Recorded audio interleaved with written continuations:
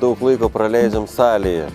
O dabar turim kaip tai gerą tokį laiką, kad nei varžybom dabar neturim kam ruoštis. Tai galim savo leisti kažką kito kūno dalis, patreniruoti daugiau, ant ištvermės padirbti, nebereikia jau spec bokso technikos mokintis.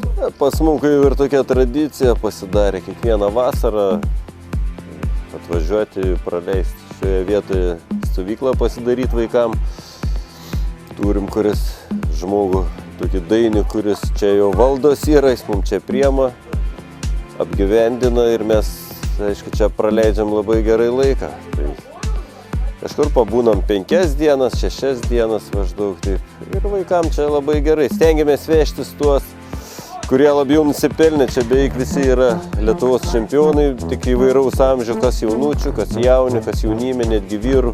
Tai surenkam Panevėžio, kaip sakant, rinktinę ir atsivežam jiem vasaros kažkokį laikotarpį praleisti šioje stovykloje.